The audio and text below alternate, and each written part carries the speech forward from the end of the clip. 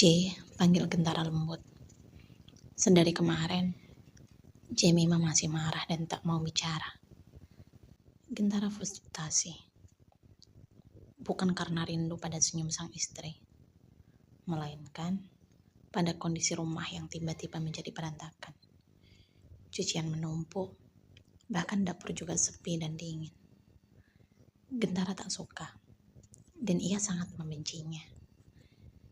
C. Panggilnya lagi. Lelaki itu berdiri di ambang pintu.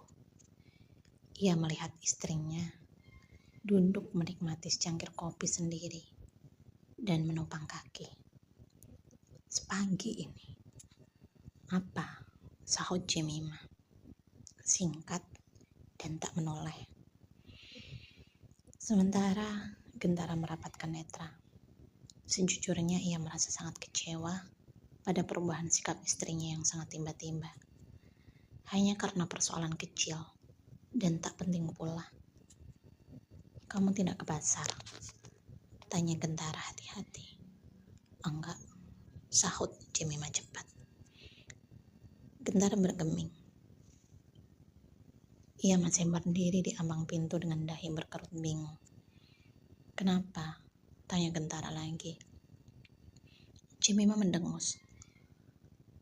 Gak apa-apa, sahutnya ketus. Sarapan kita gimana? Aku sudah pesen nasi gudeg Bu Widodo. Paling sebentar lagi diantar. Tenang saja, aku pesan menu lengkap dan pasti cukup buat sarapan kita, jelas Jemima. Gentara mendengus dengan mata terpejam. Ia mulai menerka-nerka berapa jumlah yang harus ia keluarkan untuk menu lengkap yang dimaksud Jemima. C. Panggil Gentara gamang.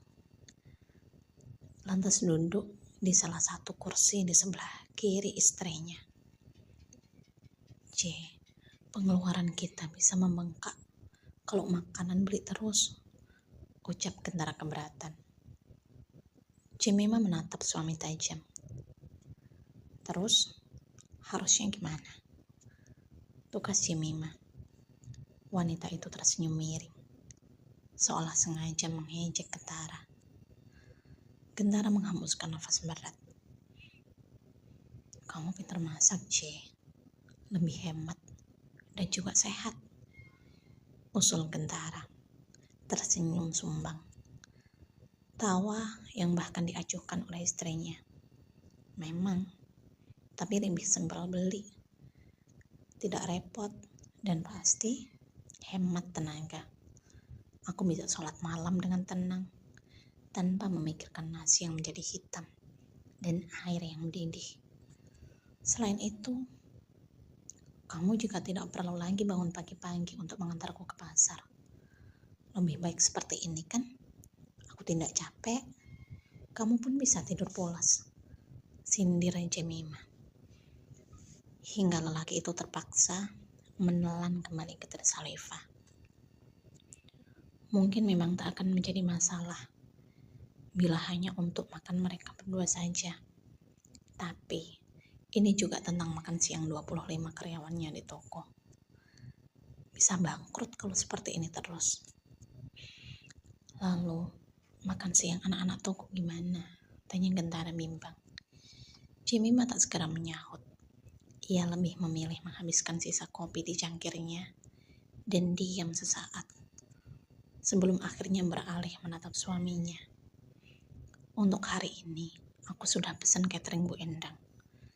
Pastinya lebih hemat daripada kemarin, sahut Jemima cepat. Berapa? Lirih Gentara dengan wajah yang seketika berkerut murung. 410.000. Sudah termasuk ongkos kirim ke toko loh, sahut Jemima. Suaranya pelan, namun terasa kasar menampar pipi lelaki itu hingga memerah. Gentara terdiam, matanya melotot, dan urat rahangnya pun mulai mengeras. Hanya selisih 60.000 dari kemarin. Tetap saja mendekati 500.000. Tapi istrinya itu tersenyum, seolah uang yang ia keluarkan tak seberapa. 1,5 juta, J, dan lagi-lagi hanya untuk sekedar makan siang. Sangkal Gentara. Lelaki itu mulai bicara sedikit lebih tinggi. Ia lelah. Iya, lelah menekan amarahnya sendiri. Lelah menghadapi istrinya yang menjadi-jadi. Tapi wanita itu malah berdecak dan menggelengkan kepala. Ia kembali mengajukan amarah suaminya. Bahkan terkesan meledeknya. Oh, iya. Oke lah, tidak apa-apa jika kamu memilih beli untuk makan kita berdua. Tapi, kalau untuk anak toko, jangan dong, C. Cancel saja ya. Lagian, pengeluaran kita bisa membengkak, J. Kilah Gentara lagi. Dan lagi-lagi, ditanggapi santai oleh Cemima. Cancel. Kalau kamu yang masak, oke. Tapi kalau aku, maaf saja. Dapur bukan tempat istri kemenye. Ledek Cemima. Cukup tajam. Hingga lelaki itu beberapa kali menghembuskan nafas berat. J, Mas, aku capek. Selalu kau hina sebagai istri yang tidak bisa apa-apa. Aku lelah. Selalu disindir-sindir. Hanya di rumah dan menghabiskan uang suaminya. Aku capek. Bahkan di saat ibu bilang, aku hanya seperti pajangan di rumah anak lelakinya. Aku diam. Bukan karena tak sakit. Aku tak membalas. Bukan juga karena membenarkan perbuatan itu. Melainkan karena aku menghormati kalian. Hingga aku lupa jika diri ini juga berharga. Dan tak seharusnya menjadi bulan-bulanan kalian. Aku lupa kalau aku juga terlahir dari orang tua yang memimpikan anaknya bahagia. Dan mulai detik ini akan kuwujudkan mimpi mereka yang selama ini tertunda. Aku berharga dan harus bahagia. Sergah Cemima kasar, membiarkan suaminya membeku dengan wajah pucat itu. J, lirih Gentara. Kenapa? Tentang uang makan siang yang 1,5 juta. Kamu keberatan? Baiklah, aku sudah memikirkan cara lain agar lebih hemat mulai besok. Sela Cemima. Cara lain. Dan pertanyaan itu mulai menjadi-jadi di benak Gentara. Ia tak ingin cara lain. Cukup. Semua berjalan seperti semula. Makan siang tiba di toko tepat sebelum tengah hari. Dan dari balik jendela yang ada di kantor pribadinya, Gentara bisa melihat beberapa karyawannya tersenyum lebar. Tawa yang entah mengapa membuat isi dalam dada itu tersayat nyeri. Hingga terdengar suara pintu diketuk. Masuk, teriak Gentara. Maaf Pak, saya mau mengantarkan ini. Kata Ibu, ini khusus buat makan siang Bapak. Ucap Nela, salah satu staf terbaiknya. Wanita itu segera pergi. Tentu saja, setelah meletakkan kardus berwarna hitam kombinasi hijau di depan Gentara. Aromanya menyengat dan sepertinya cukup enak. Ia pun mulai membuka salah satu dari menu yang dipesan Cemima itu. Matanya membelalak. Luar biasa. Paket nasi dengan 2 gurame bakar. Pantas mahal. Seketika, dada itu berdenyut nyeri. Apakah semua makan siang hari ini dipesan dengan menu yang sama? Ia pun kembali memanggil Nela melalui ponselnya.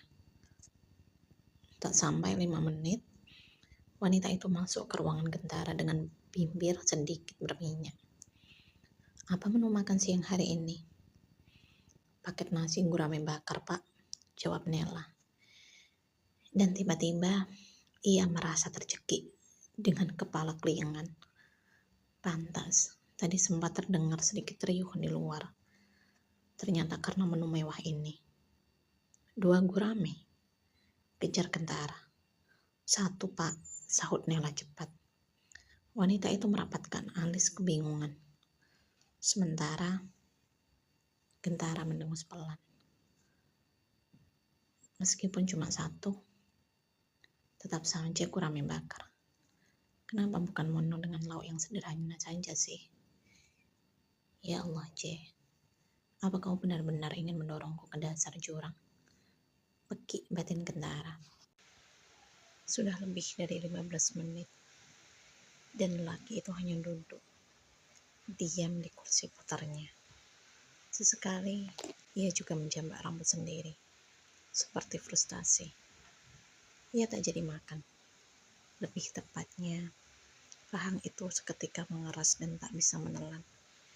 Ia hanya meneguk 2 gelas air putih dan meminta salah satu karyawannya untuk kembali membuatkan secangkir kopi.